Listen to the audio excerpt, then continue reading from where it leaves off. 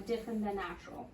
And basically, if you have the USDA Organic Seal, that means you have to certify your product every single year, and you must undergo inspection every single year.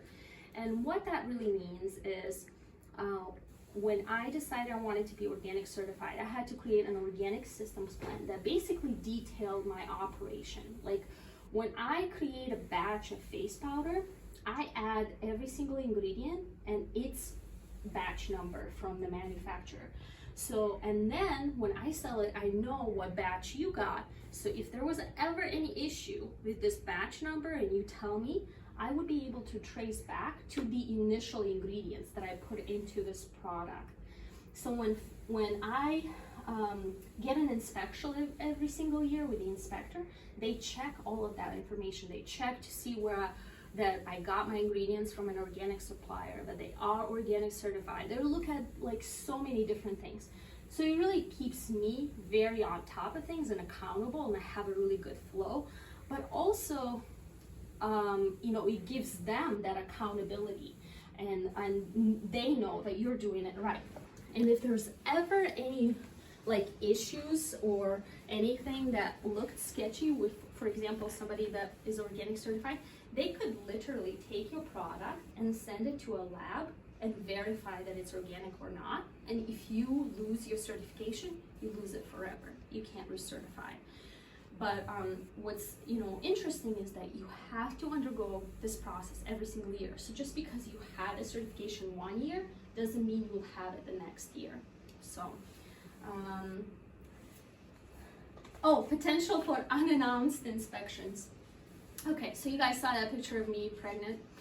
So 2 weeks later, I get a call from my organic inspector, and they tell me, hey Olga, we want to stop by and do an unannounced inspection. And I literally thought I was gonna give birth because I was like, oh my gosh.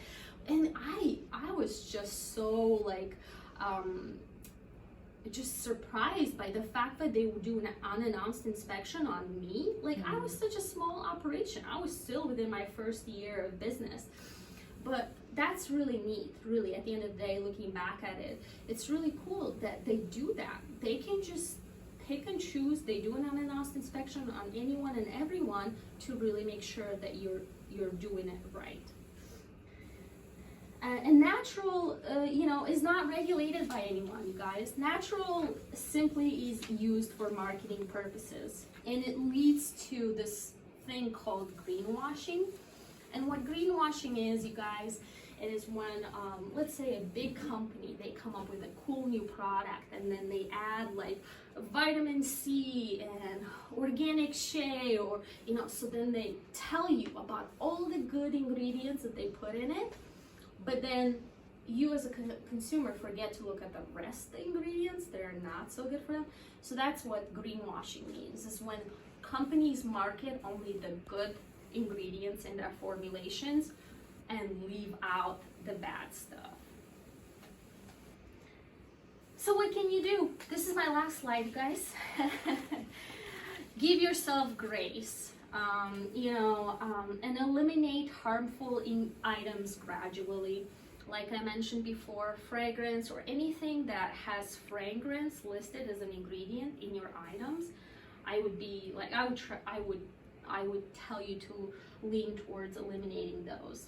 Look for safe alternatives of perfume and deodorant, and obviously we have USDA Organic Certified perfume, so that's a safe alternative there. Vote with your dollars and choose USDA Organic Certified whenever possible. And that goes for skincare, body care, but also, with your groceries. Look into the Dirty Dozen and Clean 15. Have you guys heard of that? Mm-hmm. So the Dirty Dozen and Clean 15 is actually created by the Environmental Working Group that has that Skin Deep database where you can search for the products and look at the ingredients. But then they also put out, they basically do this research and they find these products that have the most amount of pesticide residues on them, and they're the Dirty Dozen. There's dozen items that you should avoid at all costs, so buy organic. And then the clean 15 are 15 items that you don't have to buy organic. So if you're on a budget, you don't want to buy everything organic.